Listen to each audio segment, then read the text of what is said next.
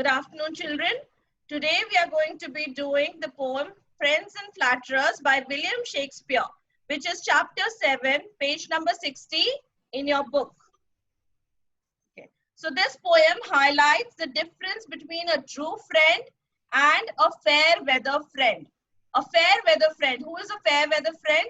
A friend who is with you only in your good times and who leaves you during your troubles or in your misery. And here, friends, everyone knows who are friends, and flatterers are those people. Flattery means false praises, okay? And flatterers are people who shower false praises, who are very good in with their words, and they falsely praise you for some benefit they can get from you. They will keep on flattering you, singing false praises, using good words so that you do something for them, for benefits. You understand? There are friends and true friends, and there are friends with benefits. So flatterers are friends who are not your real friends, who will not help you in times of need. Rather, they are with you as long as you are useful to them, are beneficial in some way to them. So here in this poem, the poet William Shakespeare expresses his disappointment, his bitterness, and his realization of the darker side of human beings. Which dark side? The dark side that human beings can be selfish. Human beings can be dishonest. So this dark side of friendship has been reflected in this poem, The Friends and Flatterers. Since it has been written by William Shakespeare, you will find words, Shakespearean words here, the use of Shakespearean words in this poem, but you will realize that these words are not very difficult, although these words are now not in use. In the modern English, we don't use these words now, but since it has been written by Shakespeare, you will find a few words which are not now currently used. So let us start with the first stanza. Everyone that flatters thee is no friend in misery. Words are easy like the wind. Faithful friends are hard to find. So we will go by line explanation now of the first stanza. Everyone that flatters thee. Thee means you. You. Please write down. Thee means you. So the poet is saying that every person who flatters you, who showers false praises on you, is no friend in misery. That means he is not a real friend, because he will not be your friend in a difficult situation. Write down in misery. In misery means in trouble, in a difficult situation. So those friends who flatter you, who shower false praises on you, will not be with you during your troubled times, in times of misery, in your despair, in your difficult situations. They will not be with you. Words are easy like the wind. So this line is very important. There is a simile in this line. Please underline this line and write down simile. So what is the simile in this line? Words have been compared to the wind. Words as in the spoken words. The words that you speak, that the flatterers speak. So why have the words been compared to the wind? Why have a flatterer's words being compared to the wind? They are compared to the wind because just like the wind, words cost nothing. Words cost nothing. So the wind also, it comes and goes, and it is aimless. It has no commitment. Just like the wind has no commitment. So, and it comes and goes, and it has no direction. So just like the wind, words also cost nothing. The flatterers use them easily. They use them easily and quickly to praise you, because words are just like the wind. They come and go. They cost you nothing. and they are aimless. They have no, you cannot tell them that you have said this thing. They will go back on their own words, because words are easy to speak. They use their flattery easily and quickly, like the wind. Okay, so here the words are being compared to the wind here. So this is a simile in this line. Faithful friends are hard to find. So in the first stanza itself, the poet expresses his disappointment that you will find a lot of friends who flatter you. Okay, but they are not your friends in misery. They will not be with you in your troubled times. They will not be with you when you really need them. And their flattering words are just like the wind. They cost nothing. Okay, their flattering words are just like the wind, which cost nothing. They use them easily and quickly. But the poet expresses his disappointment in the last line by saying that it is very hard, it is very difficult to find a true friend. The last line says, faithful friends are hard to find. It means difficult to find. These faithful friends are very difficult to find. Now I will go to the next stanza. Every man will be thy friend, whilst thou hast wherewith to spend. But if store of crowns be scant, no man shall supply thy want. So let's go line by line explanation of the second stanza.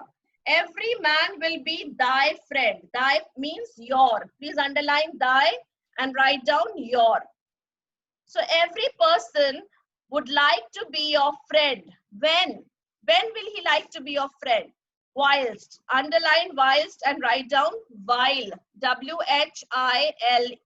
While. Thou means you. Thou means you. Hast, H-A-S-T, hast means have. Have, H-A-V-E, have. And wherewith, it's already given in your book, wherewith means resources, means money. Here it means money. So the second line means while you have money and resources to spend on your flattering friends, these friends are also called opportunists. These friends are also called fair weather friends. These flattering friends can also be called pseudo friends. So these are the words which can be used for a friend who is only flattering you for some benefit. Which words can you use for them? You can use the words fair weather friend. Fair weather means they will only be with you in your good times. Fair weather friends. Opportunistic friends. Opportunistic friends means friends who are there with you only for some benefit. And you can also call them pseudo friends. You can write down these words. P-S-E-U-D-O. Pseudo friends. False friends. Pseudo means false. False friends. Who only pretend to be your friends. They are not your real friends. So the meaning of the first two lines. Every person would like to be your friend while you have the money to spend on them, or while you have the resources to keep them entertained. So while you are keeping them entertained, buying them samosas from the canteen, sharing your stationery with them, they will remain with you. But the moment you don't have these things, you don't want to share, you lose all these things, you stop spending money on him, he will definitely disown you, he will leave your company. But if store of crowns be scant, now under crowns, the meaning is given. Crown is a British coin, an old British coin.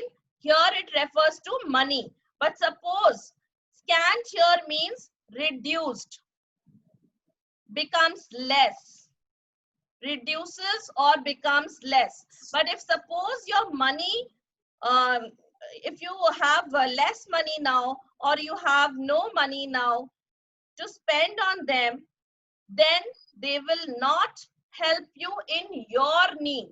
Okay, such friends who were with you only because of some benefit they were getting from you will now, what will they do? Okay. So we resume. If every man will be thy friend means every person would like to be your friend when you have the money or resources to spend on them. But if once you lose your money, once you have your money reduces, then no person will come to you to fulfill your needs. Supply thy want. Fulfill, supply means fulfill, thy means your, and want means needs. Supply means fulfill, thy means your, and want means needs. Okay.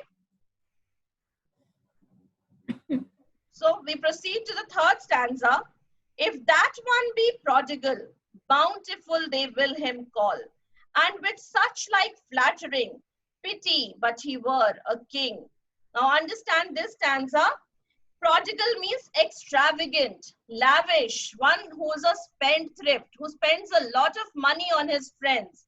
That one here refers to that if that person whom the friends are flattering, who is being flattered by his false friends, if that person is extravagant with his money, is lavish, he spends a lot of money on his friends.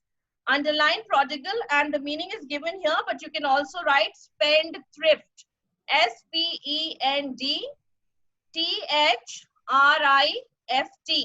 Spendthrift.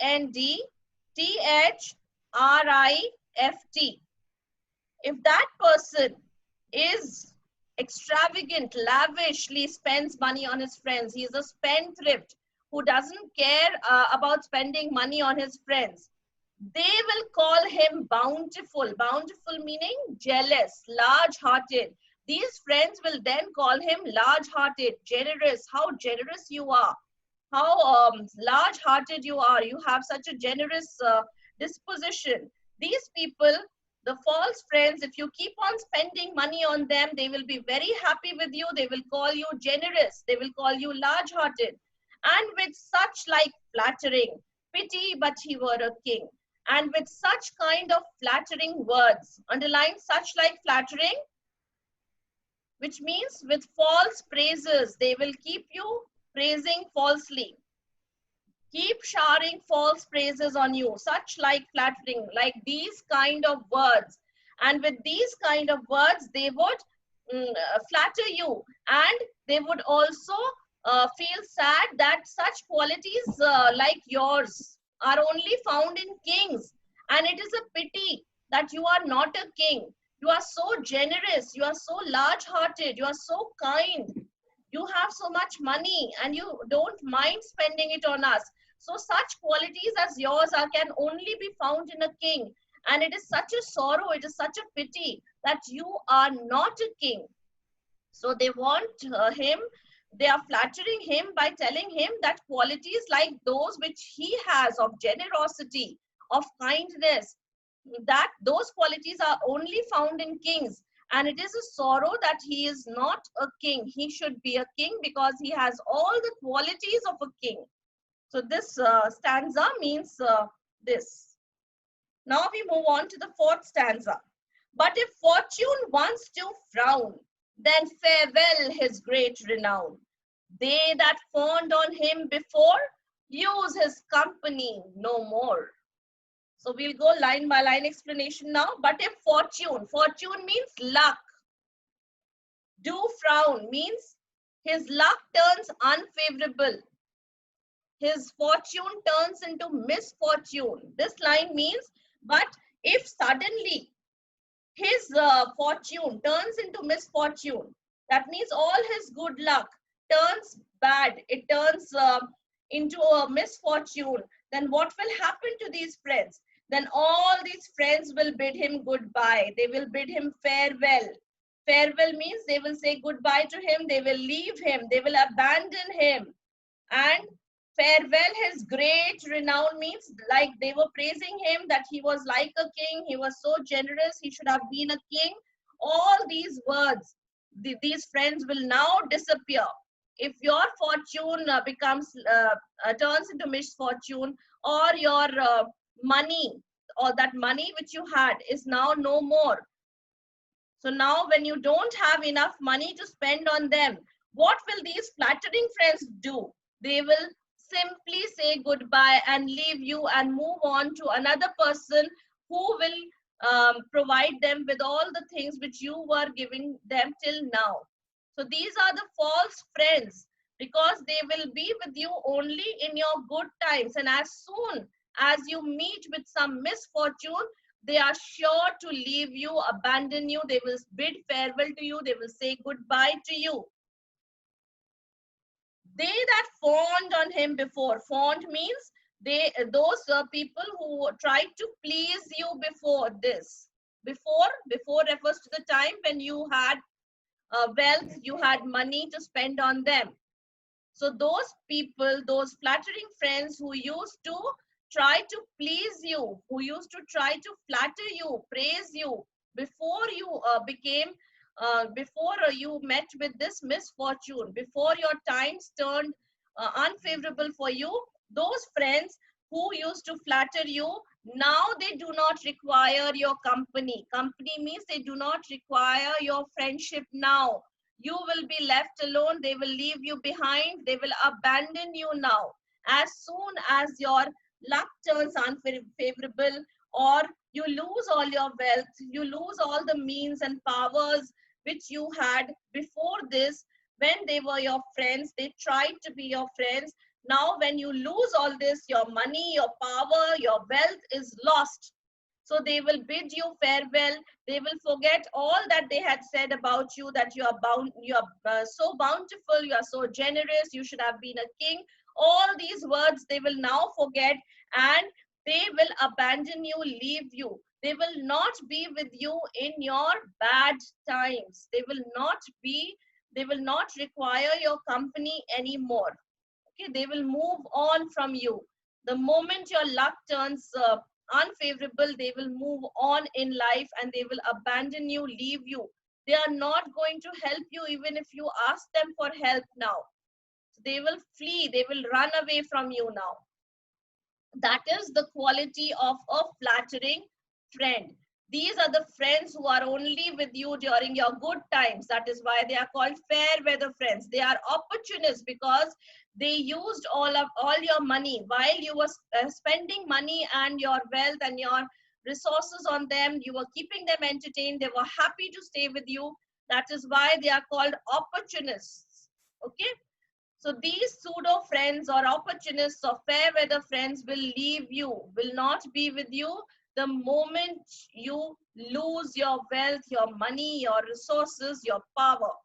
Okay, so that is how you have to differentiate between your friends. Who are the friends who like you, and who are the friends who uh, just flatter you for something you have, for some benefits that you can provide him. Who are the friends who are staying with you for that reason? That is where the poet asks you that you have to make differentiate. You have to be able to differentiate between a true friend, a loyal friend, a faithful friend, and a pseudo friend, an opportunist, a fair weather friend. Next stanza, the fifth stanza, the poet now tells you that who is your true friend. How will you recognize a true friend? Let us read the fifth stanza. He that is thy friend indeed. Thy again means your. Your. He that is your friend indeed. He will help thee in thy need. If thou sorrow, he will weep.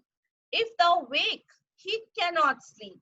So in very simple words, Shakespeare has explained who is your true friend. How can you recognize your true friend? It's very simple. The first line says, he that is thy friend indeed, he will help thee in thy need. Meaning that he who is your true friend. Friend indeed means your true friend, your loyal friend, your faithful friend. He will help you in times of your need, in your unfavorable times, in your misery, in your despair. In times of your need, How can you recognize a true friend? A true friend will be with you in these times.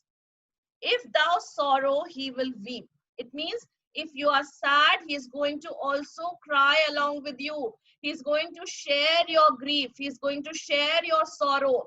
He will be a part of your grief and sorrow. He will not leave you in your misery. If thou wake, he cannot sleep. So if your sorrows, if your grief, if your sadness, if your misfortune is keeping you awake at night and you are unable to sleep, a true friend is one who is also awake at that time. He will also not sleep because he is concerned about you. He can understand your misery, he can understand your grief, he can understand your sadness, he can understand your despair. That is why he will also not sleep. He will cry when you are sad. He will also keep awake throughout the night if something is keeping you awake, something is bothering you and you cannot sleep. That friend will also, the true friend or loyal friend, will remain with you in those times. Okay. This is the difference that Shakespeare has told you, that you can recognize a true friend when you realize that only in you can recognize a true friendship when you know, when you see your friend standing beside you, by you in troubles, in your troubles, those people who are there with you in your sorrows, whether they are with you in your joys or not, but if they are with you in your sorrows, they are your true friends. Last stanza.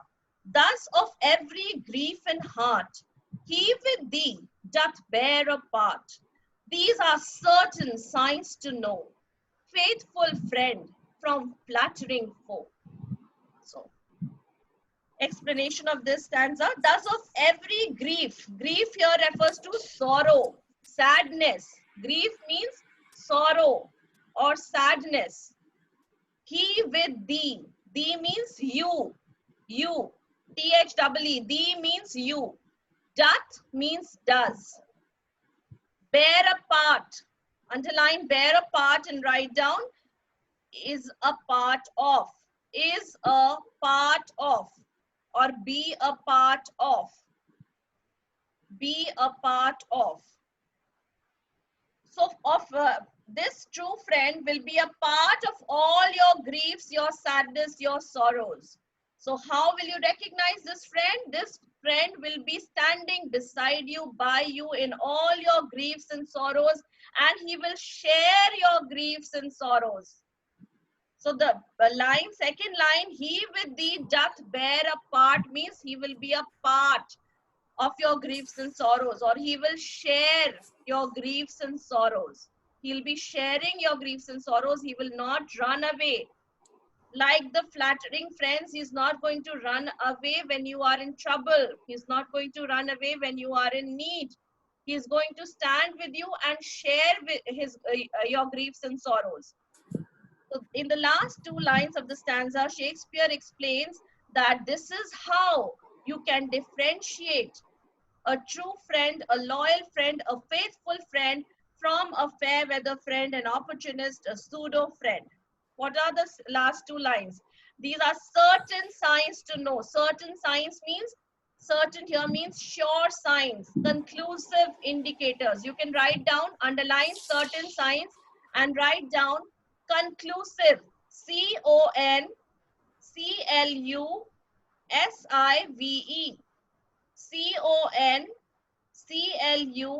CONCLUSIVE. Conclusive. Indicators. Signs means indicators. So these are sure signs, sure indicators, certain indicators. These points which I have just told you, these are sure signs to know, means to recognize. Here, to know means to recognize, to identify, to differentiate. To know here means to identify, to recognize, and to differentiate.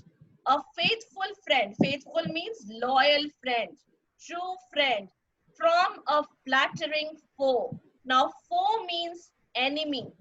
These are conclusive indicators, these are sure signs which differentiate, which will help you to recognize and filter out your true friends from those friends who are with you only for some benefit. So, foe, flattering foe. Flattering foe, foe means enemy, and the poet here says that those friends who flatter you, shower false praises on you only for some benefits, they are actually not your friends, rather, they are your enemies. Such friends are your enemies. Okay, so flattering foe here means that such kind of friends who flatter you for their selfish needs are not friends at all. Rather, they are your biggest enemy. And you should learn to recognize such friends and stay away from such friends. You should differentiate who are your true friends and who are friends only with you because of some benefit they are deriving out of you, so that you can keep away from such enemies. So, like we say that an enemy is better than such kind of a friend. It is better to have an enemy than a friend who stabs you behind your back, who leaves you in times of need. Therefore, the flattering foe term has been used for the flattering friends, the fair weather friends. The term flattering foe has been used. They are worse than an enemy. Understand? These kind of friends are worse than an enemy. Okay. So the last line, all of you, pay attention to the last line. Faithful friend from flattering foe. Classic example of alliteration. You must have seen alliteration in many poems, but this line is a classic example of alliteration. Alliteration, what does it mean?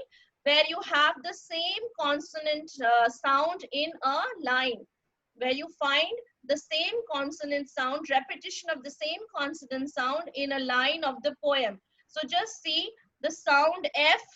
The sound of F is repeated in all words of this line. Faithful friend from flattering foe. F, F, F, F, F. There are 5 words starting with the same consonant sound. Please write down, underline and write down alliteration. Alliteration here in this line. This figure of speech, this literary device is found in this poem. It's a classic example of alliteration. And please come to stanza 1 also. Stanza number 1. The last line of first stanza. Faithful friends are hard to find. This is also an example of alliteration, because there are 3 words in this line which have the consonant sound of F. Faithful, friends, and find. So this can also be called alliteration. So these figures of speech I'll discuss again. The third line of the first stanza. Words are easy like the wind. This is an example of simile. Here, words of the flatterers. The flatterers' false praises have been compared to the wind. The wind, just like the wind which comes and goes, has no direction, is aimless, has no commitment. Similarly, the words of the flatterers mean nothing. It costs nothing. The words cost nothing. Therefore, the flatterers use these words very easily, very quickly, because it costs them nothing to speak these words. Although they are dishonest, they do not really mean what they say. Okay? So, words are easy like the wind is a simile. Again, the next line in the first stanza, faithful friends are hard to find, is an example of alliteration. The same consonant sound is found in 3 words in this line. And the last literary device which you find in this poem is in the last line of the 6th stanza, the last stanza, faithful friends from flattering foe, where we have a classic example of alliteration. Again, all the words in this line begin with the same consonant sound, F. So I hope you have understood the poem. I will just repeat everything again.